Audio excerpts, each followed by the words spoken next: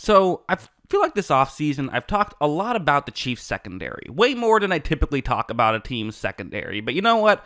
The Chiefs secondary deserves to be talked about, as you can make the argument that it was, in fact, I would just straight up say it was the most important reason the Chiefs won the Super Bowl outside of Mahomes, of course, last season. It was awesome and a huge reason they were able to be so successful.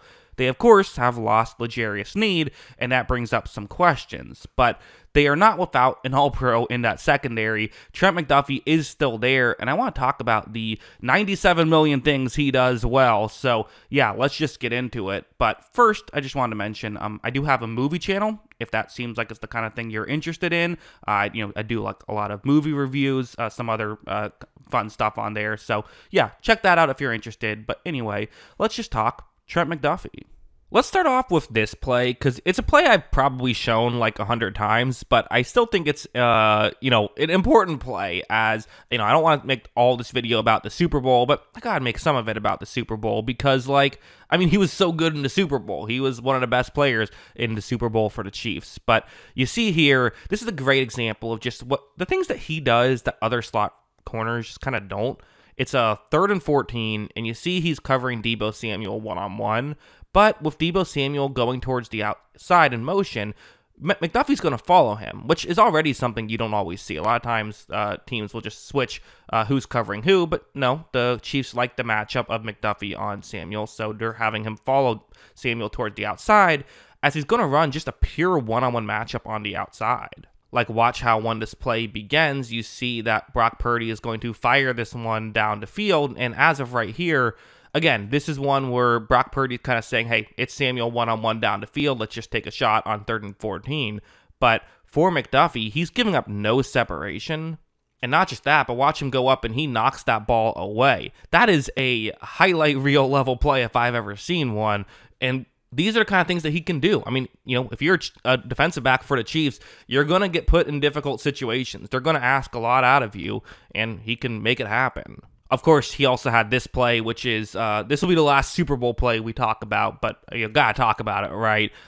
It's the, really kind of the game-saving play, I would say, for the Chiefs, as there was 2 minutes left. If the 49ers get a first down here and are able to, convert, the Chiefs, would probably have to use a timeout right away. They would have only had one timeout. The 49ers could run the ball 3 times. You'd be looking at maybe 20, 30 seconds to need to get a field goal with no timeouts. Because, obviously Mahomes did the 13-second thing, but they had timeouts then.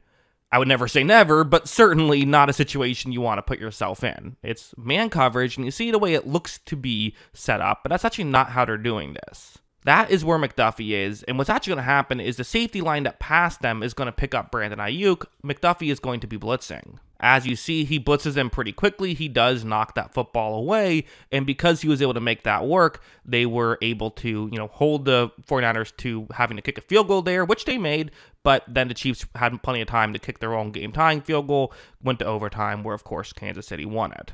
But also, I want to go over here, because a lot of times when people think about blitzing defensive backs, usually they view it in the sense of, can you get by untouched and get to the quarterback, which is always the best, right? But at the same time, you only have so much control out of that. A lot of that comes down to, just, are you picked up by a halfback? So, on this play, McDuffie, I would say, disguises the blitz pretty well, but just the halfback is doing a good job of reading this play, getting in position to block McDuffie. However, watch McDuffie still get around him and gets in position to knock the ball away when Lamar was trying to throw it while getting tackled. So good job by that. But just good job in general of getting in position to, get around the halfback, because had Lamar not already been getting tackled, well, then you could have tackled him. And also, something like this is just a great example of what he does so well. He's just a smart player.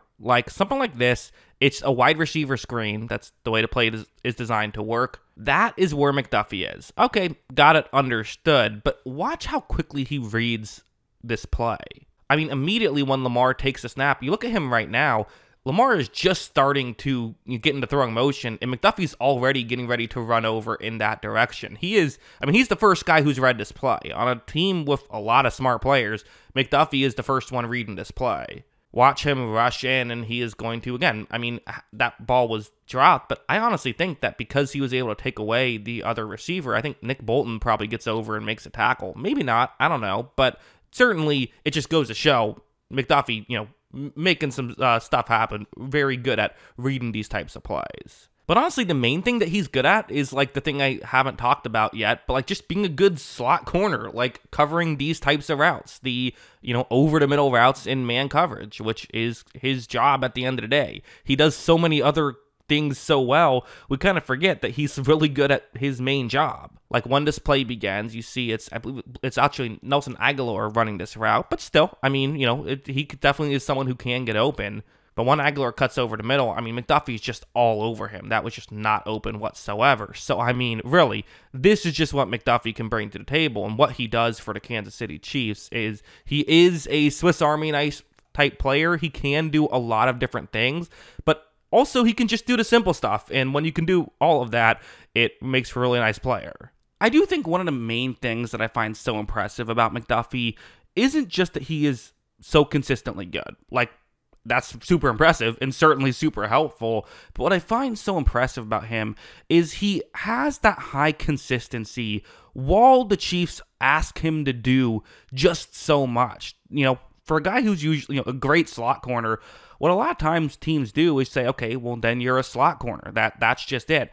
He rushed the passer on 70 occasions last year. He had 70 pass rush snaps. That's by far and away the most out of any defensive back who's currently on the roster, including safeties. Justin Reed had 56 pass rush snaps last year. But when it comes to corners, I mean, I can't tell how much Snead had, but other than that, like pretty much no one had that many pass rush snaps. In fact, even looking at the linebackers, only Leo Chenal had more pass rush snaps. He had 82. So he was, so you have a guy in McDuffie who was second on the team in back seven at pass rush snaps while being an elite cover corner at the, at the slot position. And when he had to go outside due to schemes, he was able to hang with, that and do that as well. Didn't really talk about it, but he is a good run defender. I touched on it with his, being able to read a screenplay stuff well. So when you have all of that stuff, I mean, it really is just remarkable what he brings to the table and how he's been so consistently good and why he is such a good player for the Kansas City Chiefs. So as a whole, yeah, I mean, I think he's really good. Kind of goes without saying. But yeah, those are my thoughts on McDuffie. What are yours? Let me know in the comments below. Always love hearing from you. And of course, as always, thanks for watching.